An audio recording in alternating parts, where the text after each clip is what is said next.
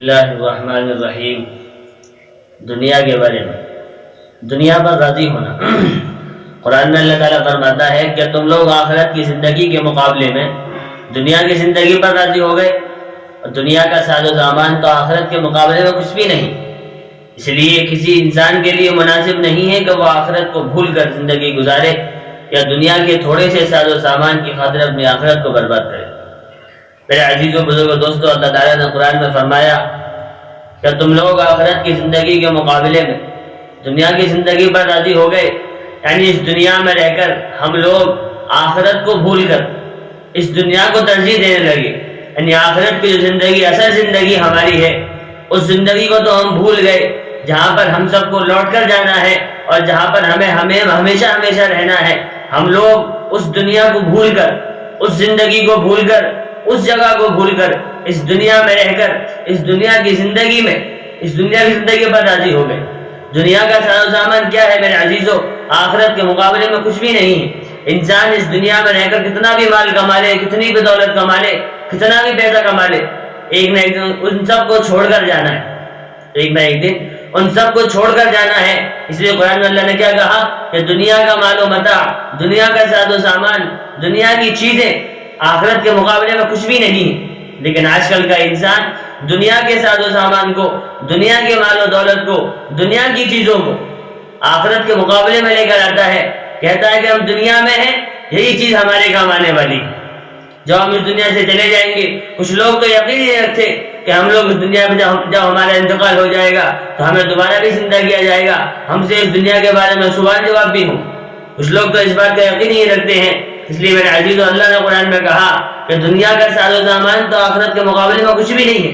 آخرت کی اصل جو زندگی ہماری ہے وہ زندگی ایک الگ ہی زندگی ہے، اس میں ہمیں ہمیشہ ہمیشہ رہنا ہے، اور اس کا مقابلہ اس دنیا کی زندگی میں رہ کر نہیں کیا جا سکتا۔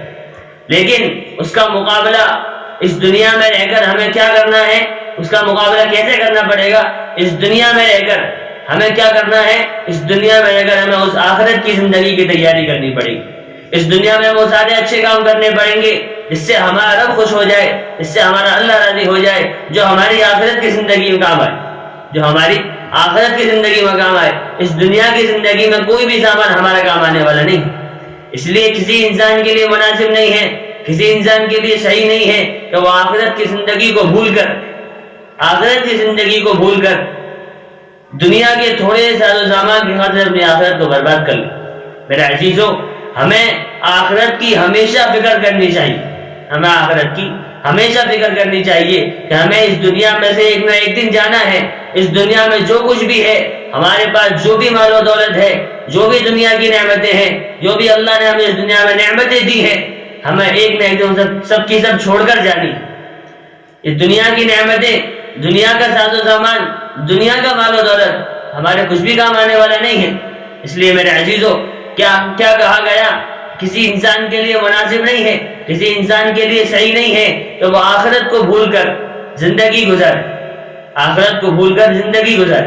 اگر ہم لوگ آخرت کو بھول کر زندگی گزاریں گے تو ہمارے لیے دنیا میں بھی نقصان ہے اور آخرت میں بھی نقصان ہے، دونوں جگہ نقصان ہی نقصان ہوگا۔ کیونکہ اس دنیا میں رہ کر ہم نے آخرت کی زندگی کو بھلا دیا، اور اس دنیا میں رہ کر دنیا میں لگے رہے، دنیا کا مال و دولت کماتے رہے، دنیا کا ساز و سامان کماتے رہے، اور پھر وہ ساز و سامان ہمارے کب تک کام آئے گا؟ جب تک ہم اس دنیا میں زندہ ہیں، جب تک وہ ہمارے کام آئے گا۔ جیسے ہی ہماری سانس رکے گی، جیسے ہی ہمارے جسم سے ہماری روح نکالی جائے گی، تو پھر میرے عزیزوں، دوستوں، بزرگوں، جو مال و دولت، جو ساز و سامان ہم نے کمایا ہوگا، جو ہم نے حاصل کیا اس دنیا میں رہ کر، وہ سب کا سب برباد ہو جائے گا، سب کا سب فنا ہو جائے گا، کچھ بھی چیز باقی رہنے والی نہیں۔ تو پھر ہمارا دنیا میں بھی نقصان ہوا، اور پھر آخرت کا نقصان کیا ہے؟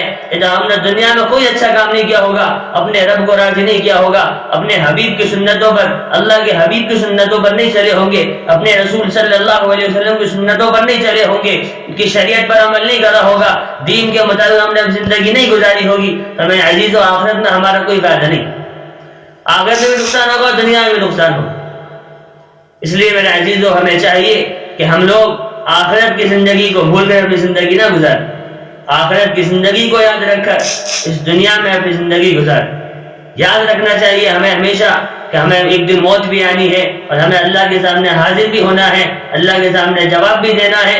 اس دنیا میں ہم جو بھی کچھ کر رہے ہیں، اچھا کر رہے ہوں یا برا کر رہے ہوں، اچھا کر رہے ہوں یا برا کر رہے ہوں، غلط کر رہے ہوں یا صحیح کر رہے ہوں، ان سب کا ہمیں اللہ کے سامنے جواب دینا ہے۔ اور یہ سب کا جب ہمارے رجسٹر میں لکھا جا رہا ہے، ایسے کاپیوں میں لکھا جا رہا ہے کہ کل قیامت کے دن وہ سب کا جب ہمارے سامنے پیش کیا جائے اور اس وقت ہم افسوس کر سکتے ہیں، اور میرے عزیزوں اس وقت کا افسوس کوئی فائدہ نہیں دے گا، اس وقت کا افسوس کوئی فائدہ نہیں دے گا۔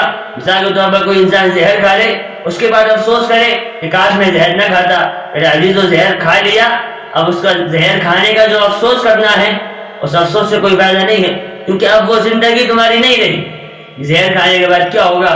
انسان کی موت ہوتی ہے، اور جب موت ہو جائے گی تو اس انسان افسوس کرے کہ میں نے زہر کیوں کھایا، مجھے زہر نہیں کھانا چاہیے تھا، اور اس وقت افسوس کرنے سے کوئی فائدہ نہیں۔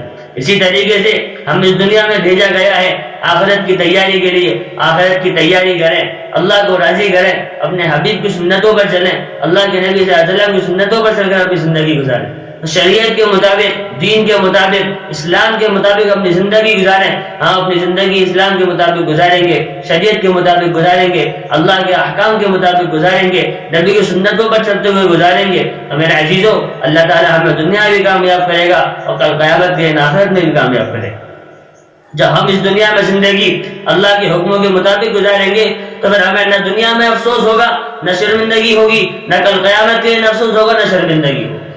اگر ہم اس دن کی شرمندگی سے بچنا چاہتے ہیں جب پوری دنیا کے سامنے ہمارے نامہ اعمال پڑھا جائے گا، پوری دنیا کے سامنے ہمارے نامہ اعمال کھولا جائے گا، تو میرے عزیزوں اس دنیا میں ہمیں وہ سارے اچھے کام کرنے ہوں گے جس کا کرنے کا اللہ نے حکم دیا ہے، اس کا کرنے کا ہمارے نبی نے حکم دیا ہے، کریں گے نا انشاءاللہ۔ اللہ تعالی ہم سب کو عمل کرنے کی توفیق نصیب فرمائے، آمین۔